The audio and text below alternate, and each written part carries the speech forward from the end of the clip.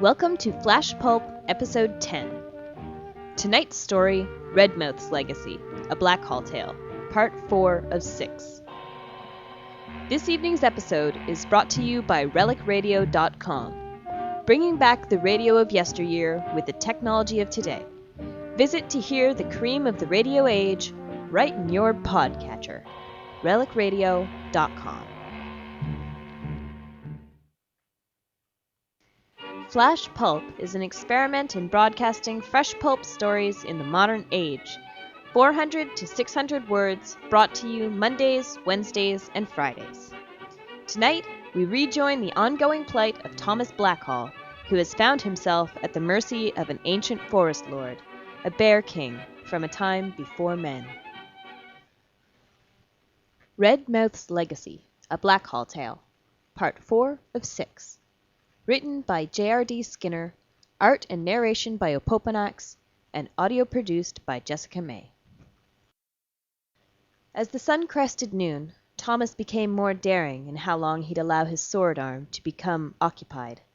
The full heat of the day was upon the land, and the small store of stimulant that had held him had run dry before the dew was off the grass. His greatcoat and shirt lay beside him, his wide-brimmed hat providing his only real shelter on the empty expanse of plateau. The shade of the lone pine that abutted his prison tempted him, but he dare not leave his post. As his task became more complex, and his aching fatigue more palpable, he cursed at himself, at his captor, at the forest, at the reeds, at the boat that had carried him from his home, at the sun, the wind, the land, and the sky. Tilting the white shag of his head, the bear spoke. "You've taken to crafting some sort of artifact of your passage. I have slept in caves adorned with your art. I usually attempt to eat something especially rotten on those occasions, so I might leave my own pungent artifice. I have noted, however, that in recent millennia your leavings have become increasingly complex. Are you especially adept at some form of these works? Should I expect some member of your family to come in search of this scrap, and possibly your own remains? If you come down now, I'll promise not to eat any errant son or hard-headed daughter that might arrive." "I have yet to sire a child of my own, although I was shown this craft by an 8-year-old Iroquois girl. I don't mind admitting hers was considerably more impressive than mine will be, or might be, as I rather expect the moment I become over-interested in my work, you'll cover the distance and end my little project," Blackhall replied. "I have shown you already that I might be reasonable, and in truth I am interested to see what a human with fortitude enough to murder Redmouth might leave behind to mark his last moments. I have already indicated that once you lapse into sleep, I will suck the meat from your bones as the bees drink the honey of their hives. I can also smell the aid you've used to stretch that time. Fine then, a race. If you should nod off, you will awaken to my maw. But until that time, you have my word that I will not attempt the climb." Thomas considered the proposition, then grunted his assent. He did not resheath his weapon, however, choosing instead to lay the naked blade gently across the scrub closest at hand. "Yes, yes, make yourself comfortable," the bear chuckled. On his lap, Blackhall laid out the components of the cattails he'd been so hard-pressed to strip. The reed leaves had begun to dry under the heat of the sun, and he set about tearing long strokes from each. By dusk he'd made a braided twine of admirably slender width.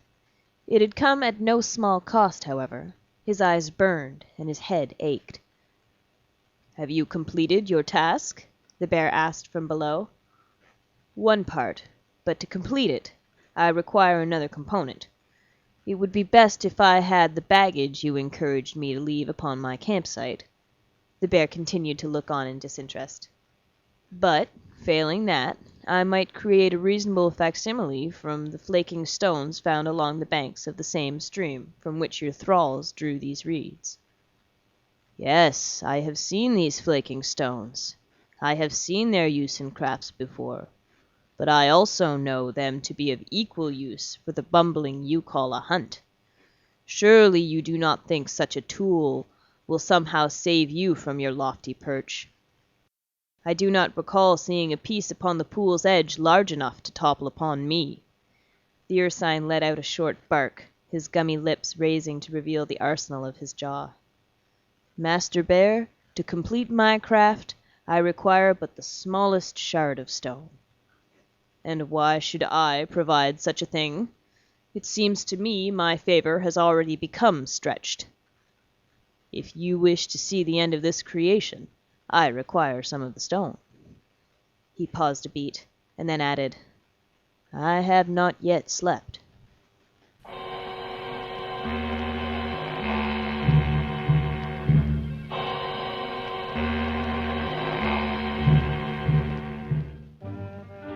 Flash Pulp is presented by http://skinner.fm. The audio and text formats of Flash Pulp are released under the Canadian Creative Commons Attribution Non-Commercial 2.5 license.